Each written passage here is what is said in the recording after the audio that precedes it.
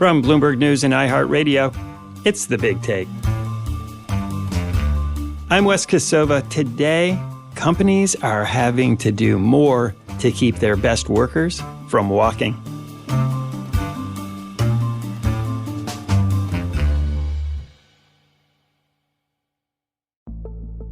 You've no doubt seen the stories lately about tech companies that are laying off thousands of people.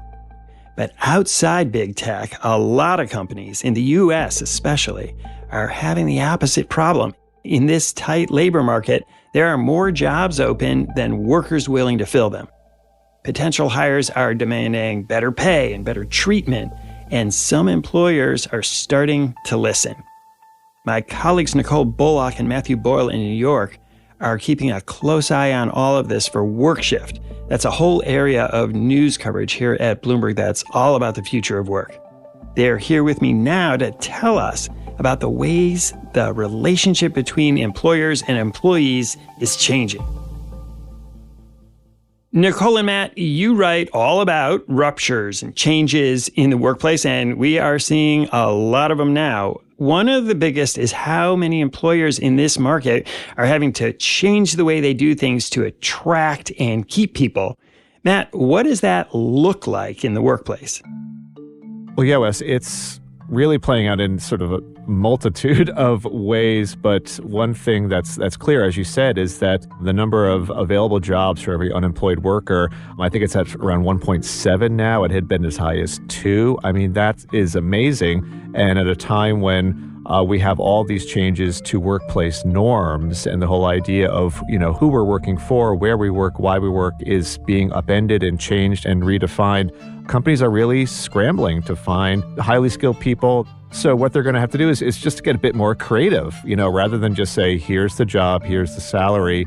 It's now a conversation around, can this job be remote? How often can it be remote? What sort of benefits are you going to give me? And is this a job where I can find some purpose? We keep hearing this word purpose. There is a strong sense that I've seen that people also want to work for an organization that does have some sort of deeper purpose that aligns with their values.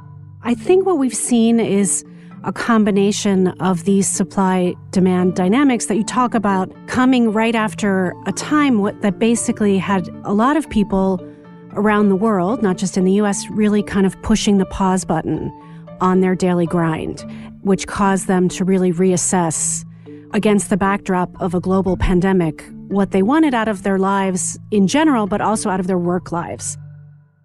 Yes, people were resigning, but it wasn't like, what you may have read that they were resigning to go live on the beach or just sit in a hammock all day. They were resigning for something better. And whether that was better pay, an organization that valued them more, or what, this reassessment is something that's obviously still ongoing. People still have tons of choices. It's been maybe curtailed a bit in certain sectors, especially tech, where you're seeing layoffs. We now have confirmation, Rich, from Amazon, a memo from the CEO to staff, that they will be cutting more than 18,000 jobs, as mentioned, much more than previously expected going into the end of the year. The parent of Snapchat plans to lay off about 20% of its nearly 6,500 employees. Facebook's parent, Meta, reportedly getting ready to lay off what could be thousands of workers, one of the biggest layoffs yet that we've seen. But again, compared to pre-pandemic levels, layoffs are still below historical levels. We have to remember that because we all get so excited when Amazon and Salesforce lay off thousands of people. And I'm not saying those aren't big moves, but historically, since, people still have options. When you see a tech worker post on LinkedIn, I just lost my job at Meta or Salesforce, and within minutes, you've got half a dozen recruiters saying, we've got something for you. So it's really a sort of a very active time right now in the job market. So one of the interesting aspects is the extent to which this has persisted. We're coming into what will be the 4th year of the COVID reality, and we're still talking about return to office, working from home, flexible work. And a year ago, when Matt and I first came together to write about workplace topics and the future of work, the discussion was, this will be over by the end of 2022. And it's not at all. In fact, every day we're writing about what any company from Apple to Harley Davidson to any other brand name, what they're doing on a case-by-case basis to address the push-pull of what their workers want, what their culture has been historically, and what bosses on the ground and workers on the ground need to do to conduct their daily life and be productive at the office or, whatever their workplace is. So let's talk about some specific examples. You cover all kinds of companies and you look at the ways that they're doing it, and there's a lot of different ways. What are some companies that are really leaning forward to attract new workers and keep the ones they have happy? I mean, Airbnb is a good example. They got a lot of attention early in the pandemic for their remote work policy. Basically, I think it was 2021 where not only did they say, you can work from anywhere, they also eliminated pay tiers based on whether you worked remotely. That's a little known issue, but a huge one. Let's say you're working in San Francisco and you wanted to or needed to live in Boise, Idaho. Historically, a company like Airbnb or Meta, Facebook, would say, okay, that's fine. You're going to take a 15% pay cut because you're living in a less expensive region compared to San Francisco. That's caused a lot of companies to lose workers, especially as cities like Boise and others have become much more popular places to live during the pandemic because of the rise of remote work. So what Airbnb did is just say, okay, we're eliminating these pay tiers based on location stuff and allow you to work up to 90 days a year from any region where Airbnb operates in. Of course, it helps that Airbnb has millions of places you can live and work under their rubric, and their employees probably get a little bit of a discount there. But they want to work with cities to lure more remote workers to those places. So what's happening there, I think, is one pretty fascinating example. Another example that we've written about is Harley-Davidson. And this is an interesting one because their CEO has said that he realized himself during the pandemic that flexible work was beneficial to his life. And so he thinks that this is, from a work-life balance standpoint, great for his employees. But he was also very forthcoming about the fact that they're creating an e-bike and they need to attract the best and the brightest from places like Tesla. So he's also using this policy as a way to try to attract people who have this expertise but are working at other places that may not be so into offering that kind of flexibility. And, Tesla is one of the main examples where Elon Musk basically said, you're coming in the office or you're fired. So what happens to people who are working in, say, New York City or San Francisco, and they see that people have moved to a lower cost city and they're still making the same pay? Are they getting a pay raise, or are they just sort of penalized for not moving out? Yeah, so I must say, you're not going to get additional pay if you stay in an expensive city like San Francisco or New York. You're not going to get combat pay or something like that. But it is, again, causing a real reassessment for people to think, okay, if I'm working at a company that is going to dock me if I move to a less expensive region of the world, but think about how many New Yorkers moved up to the Catskills and are still up there. It really makes you think about, is this the place where I want to be if my company is going to, reduce my pay for living in a less expensive part of the country? Maybe I do need to be working somewhere else, that won't do this. And Airbnb is a good example, but there's many others over the past 12 to 18 months that have eliminated those location-based tiers, as we call them, just seeing that they're sort of a relic of the past, really. And all of these interesting aspects around flexible work or the ability to work in a flexible environment or not, it's interesting that these have emerged as bargaining chips for both employees and employers. So both in terms, as we've talked about, as retention tools, but also as ways to thin the ranks without actually announcing layoffs. So you can say everybody needs to be back here, or thank you for your service. As the economy is entering uncertain times and has been uncertain times, this is also a way that companies can do the opposite, right? They can maybe trim down a bit without having to say we're laying off X number of people. Yeah, but the risk there is the people you lose when you do that is probably your best people, the people you do not want to lose at all, who have the ability to just go down the street. Yeah, interesting. A good example of that, potentially, we don't know all the details in this, but at Twitter, Elon said, no more flexible work, and then had to kind of walk back a little bit because, perhaps too many people took him up on it. Twitter closing its offices until Monday. The company facing, as we now know, a mass exodus. This after, of course, Elon Musk gave employees an ultimatum to commit to a hardcore environment or leave. workers seem to be taking the latter option and do seem to be leaving. Yeah, not only did he have to hire people back that he fired who he realized he then needed, it was also like, oh, wait a minute, maybe flexible work could, be a thing here. Right, exactly. Which it's just hilarious when someone like that comes to this conclusion that we all came to long ago. Nicole, another thing that you hear more and more about is this idea of moving to a 4-day work week, which is something that employers would just dismiss out of hand not too long ago. And now it seems to be getting some traction. Yes, that's true. This idea of doing a 4-day work week, whether it's an actual 4-day Monday through Thursday, have Friday off, or as sort of a catch-all for more flexibility, this is really taking hold. There's been several pilots all over the world, really. The one probably that got the most attention was one in the UK, and the range of companies that are doing these is everything from a local fish and chip shop to not in the UK, but Unilever is one of the big names, in terms of a large corporation doing these. And the early findings, at least, have been that it does not affect productivity. So productivity does not go down. And that's really the metric that perhaps has had this stick a bit more, is the concern is, am I going to get the same amount of work out of fewer hours? The other aspect of this is that you work 4 days or 36 hours, however you want to do that, but you keep the same pay, right? That's the linchpin here. So the productivity really needs to stay there.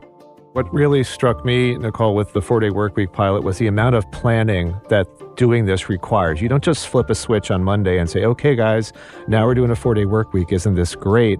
I think one of the firms in the UK pilot actually said something like, planning for the 4-day work week resulted in like 6-day work weeks for us for a few months to figure out how to get this right. Because there are many ways you can do this. It's not just Monday, Thursday. It could be based on hours. It could be based on roles. There are always going to be maybe certain roles where this is just not going to suit. So every company is different. Whether you're Unilever, which did the results there, they did it in New Zealand, and they're actually extending it to Australia now, or you're just a fish and chip shop in the UK that was also doing this, but trying to figure out, okay, how do we do a 4-day work week, but account for the fact that, at certain times of the week, there's a huge demand for fish and chips, of course. So we want to have workers there. We don't want everybody to be on their, day off on that. So every business is certainly different here, but I think the key really is the amount of planning that this takes is substantial. And so not just going into this thinking, okay, this will be wonderful, we'll just flip a switch. Matt, one of the aspects of the planning was starting by having people look at what tasks they can eliminate. For example, is there something that you're doing that you really don't need to be doing? And I think that's part of the appeal here, because if any of us look at our schedules, I can think of probably 3 things that I do because they're just part of the process that I've been doing for quite a long time that really is not adding that much value. Yeah, like meetings, for example. Even if you don't choose to do a 4-day work week, even if you just reduce the number of recurring meetings, let's say, or, useless meetings, that's probably a good thing as well and a benefit to all. Nicole and Matt, please stay with me. We'll continue our conversation after the break.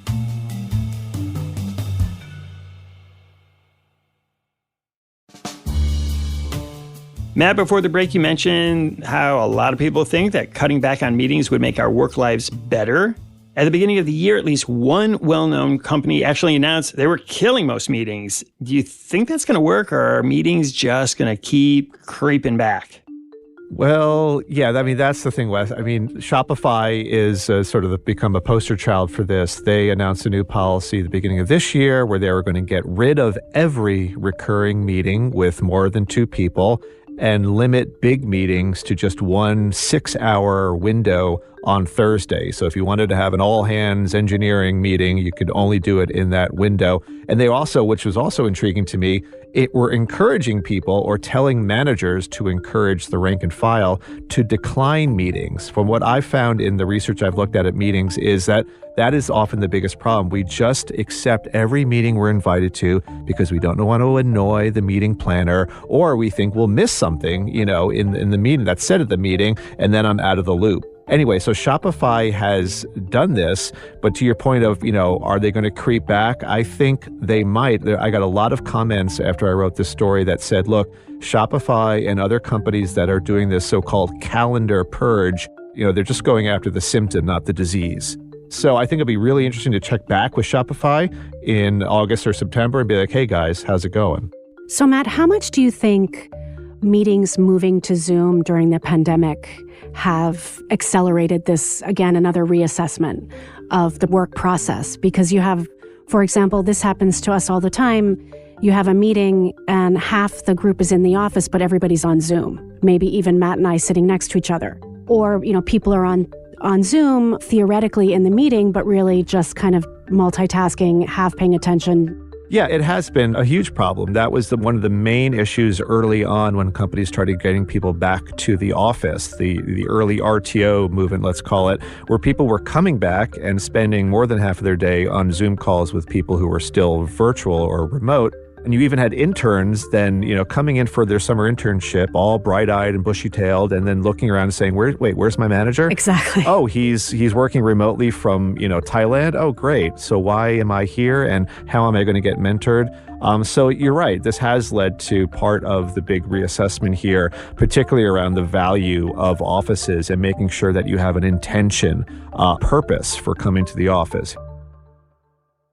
Nicole, things like the 4-day work week and getting rid of meetings, they both point to something workers say they want. They want better control of their time. They don't want their bosses crashing into their time at home after hours with all kinds of demands that make them feel like they're expected to be tethered to their jobs day and night. So time is one reason why nobody wants to commute anymore.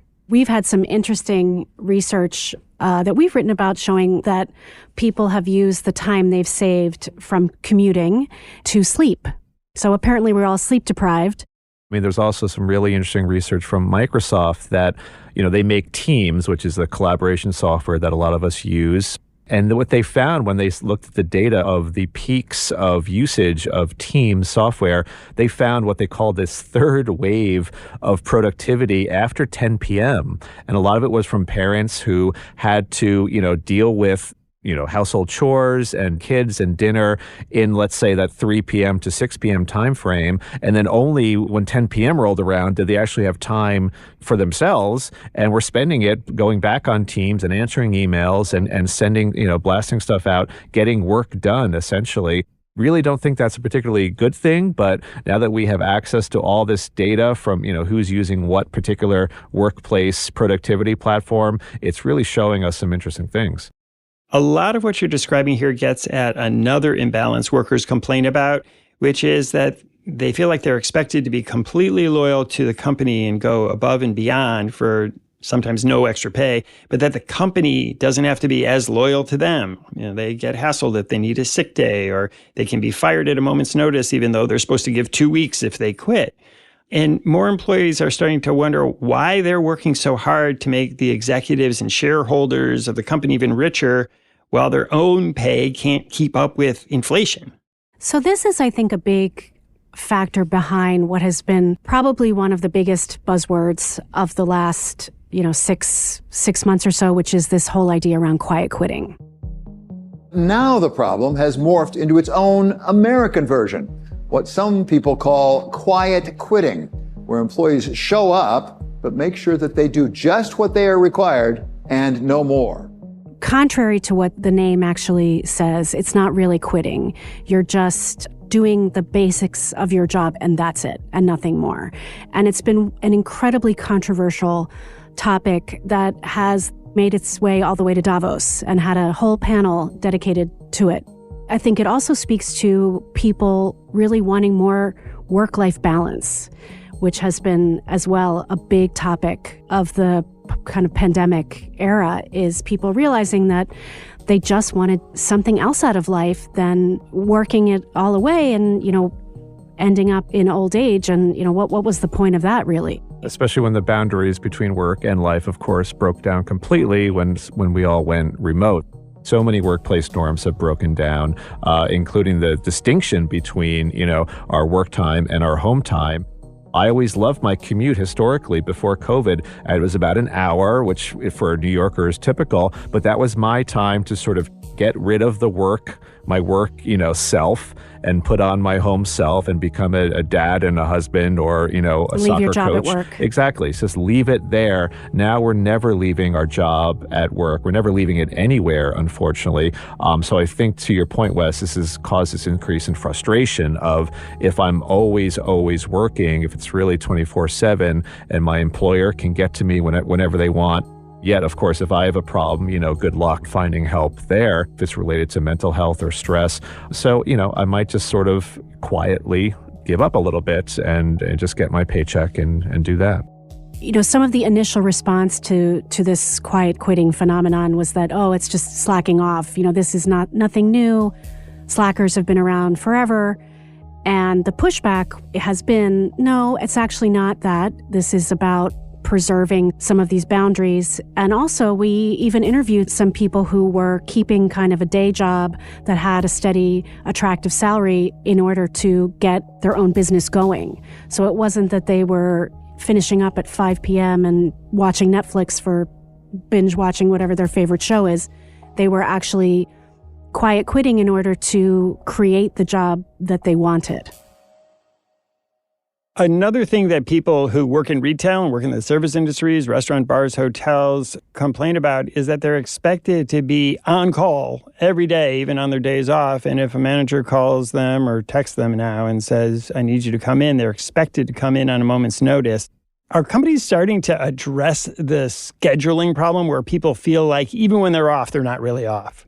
Well, no. The way they addressed it was by implementing this automated labor scheduling software bots, basically, that optimize to know exactly when demand is high, if it's a Walmart store or a bar or restaurant, and they match the staffing to fit. But the problem for workers, of course, is they often don't know until a day or so or a week or so what their schedule is actually going to be because, the software is optimizing, but it's certainly minimizing the experience of the employee who's then told, as you say, well, we need you in on Tuesday suddenly. Well, I can't, I need to take my kid to the doctor. Well, too bad. Workers don't have a heck of a lot of leverage to say no.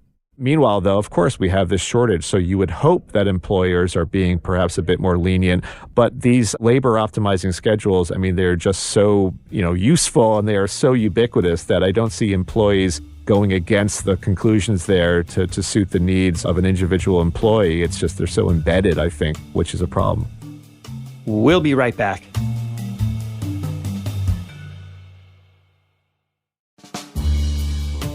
In other countries where there's more of a tradition of worker protections, there have been a lot of movements to kind of change the law to enshrine more worker protections. Can you talk a bit about what's happening?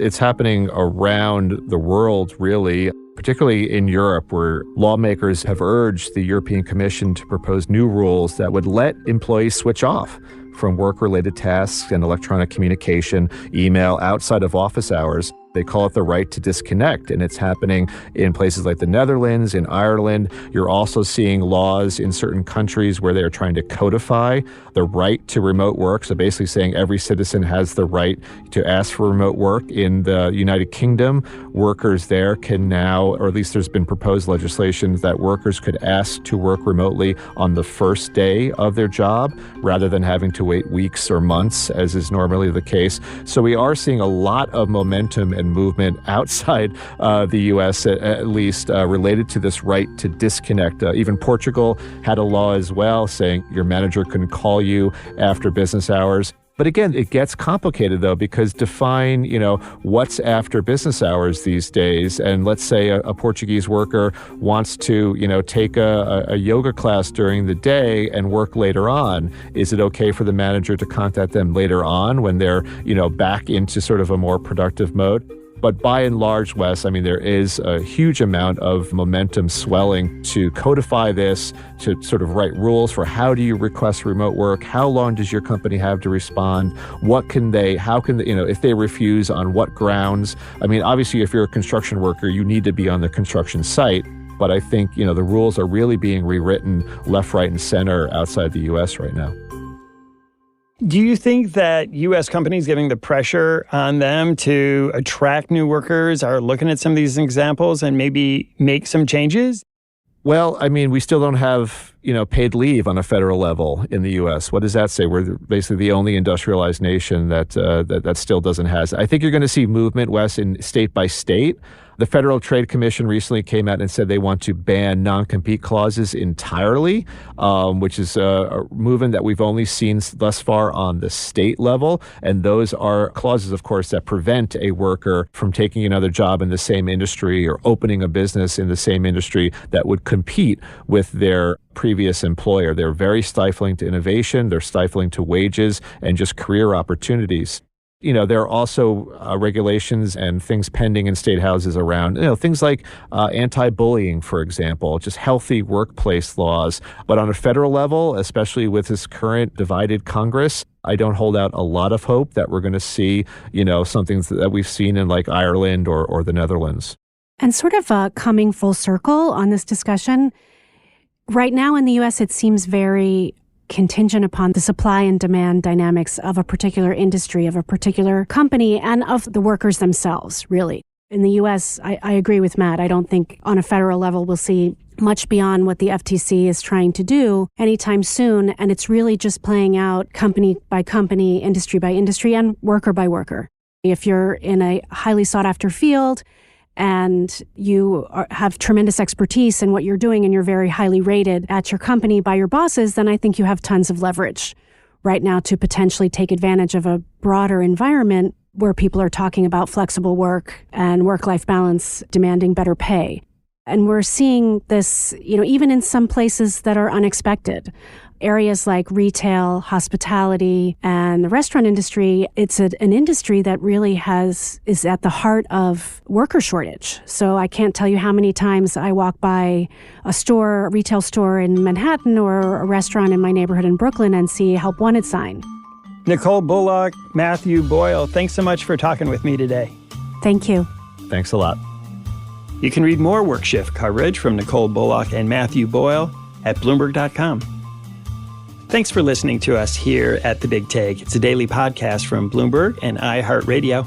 For more shows from iHeartRadio, visit the iHeartRadio app, Apple Podcasts, or wherever you listen. The supervising producer of The Big Take is Vicky Vergolina. Our senior producer is Catherine Fink. Our producer is Federica Romagnello, and our associate producer is Zeneb Siddiqui. Raphael Amsili is our sound engineer, and our original music was composed by Leo Sidran. I'm Wes Kosova. We'll be back tomorrow with another Big Take.